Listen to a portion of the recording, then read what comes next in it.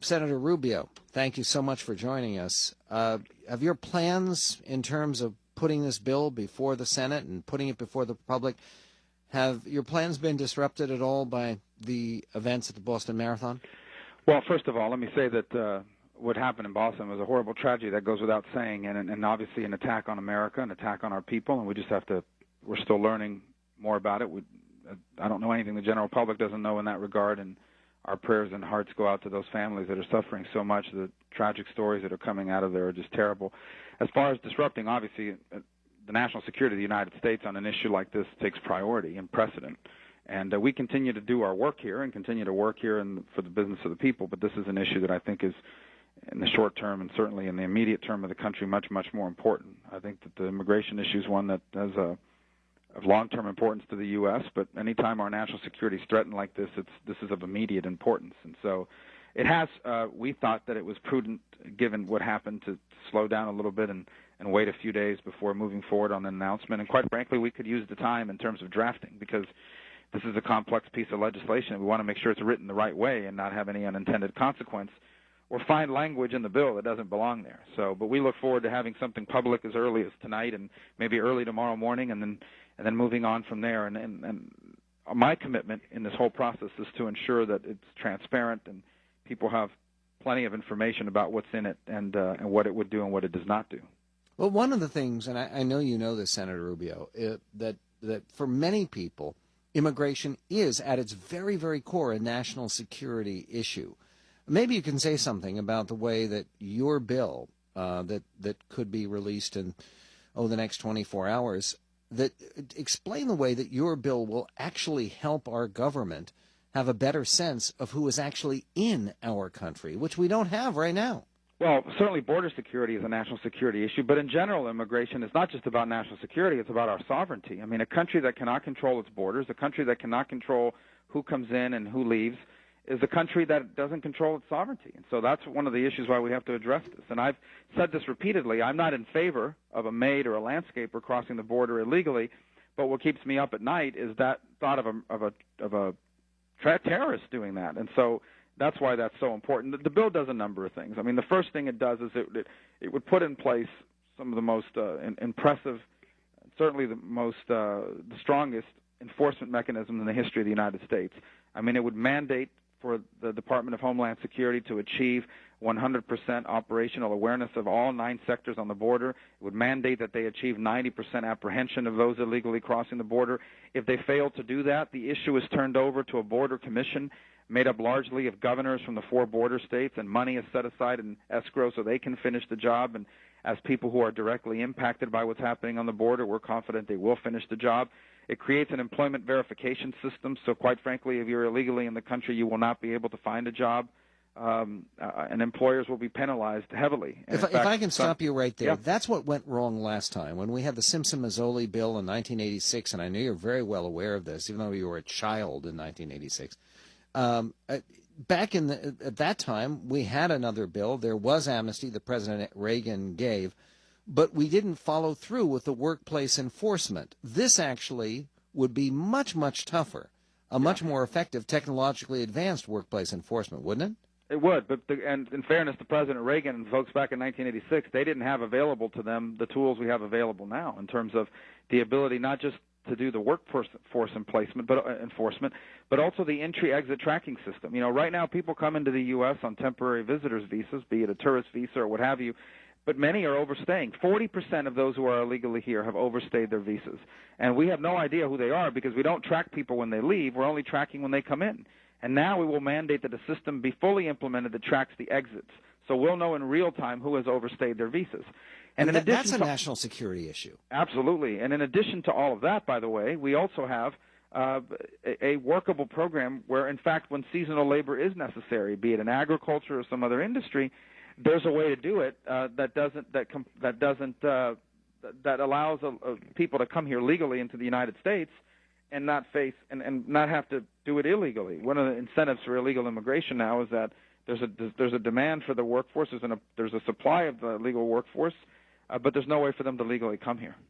I know that there are so many people who are concerned about a flood of new illegal immigrants coming here if we stop deportations of the illegals who are already here. What would this bill do to stop a new flood of illegals attempting to enter the United States? Well, there are three things. First of all, obviously, if you come illegal, first of all, we shouldn't stop the deportation of criminals and people that are dangerous. Absolutely. That process should continue, and I think that process should actually be stepped up. Secondly, what we try to do here is we try to freeze in place the problem that we have right now. It's one of the reasons why we want to do this now. And one of the things I thought initially is let's do the security first, and then we'll start the legalization process. The problem with that is that I want to be able to freeze the problem we have in place right now. If we have 10 million or 11 million people who are here illegally now, I want to know who they are, and I want to know it now before it becomes 13 million people or 14 million people. I want to identify and freeze that problem in place before it gets worse. Third, no one who came after December of 2011 will qualify. In essence, you're going to have, in order to qualify for the legalization process, you're going to have to be able to document and prove that you entered this country, you were here before December of 2011, and you have been continuously here ever since. So if you've come in the last couple of years, in the last 3 years, you're just not going to be able to access the system, and ultimately you're not going to be able to work here because you won't have the documentation to pass the E-Verify system.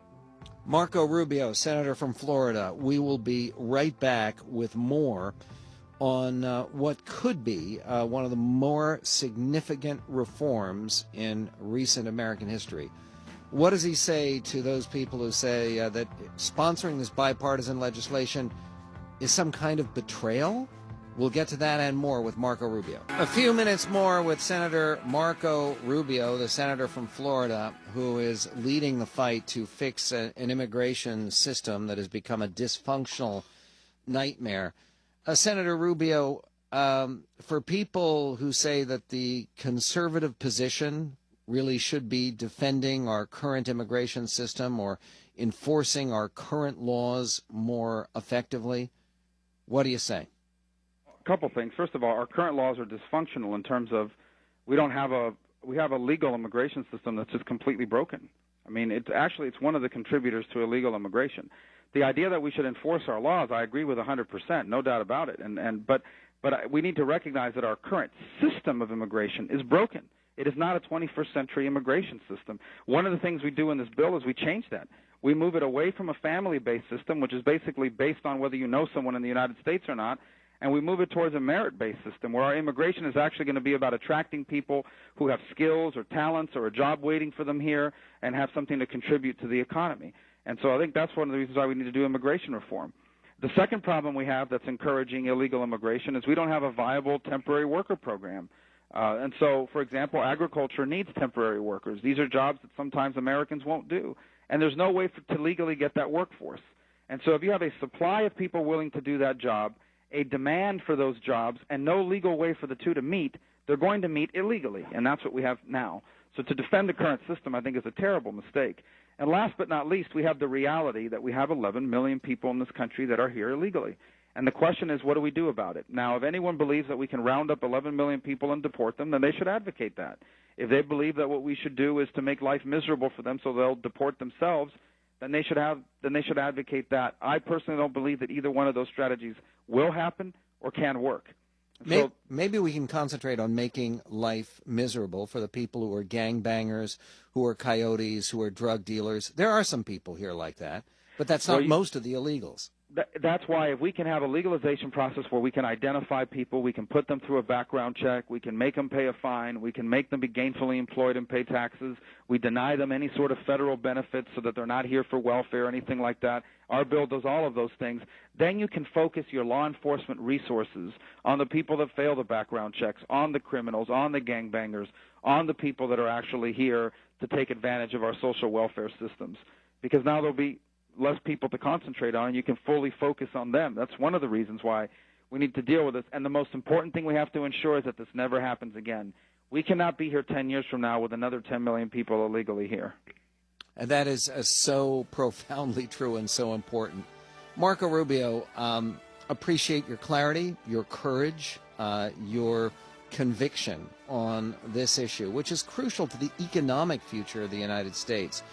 Senator Rubio, of course, the junior senator from Florida, we will be looking forward to speaking with you and maybe being able to take some calls in the days ahead, because this is an issue that will not disappear as much as some people want it to.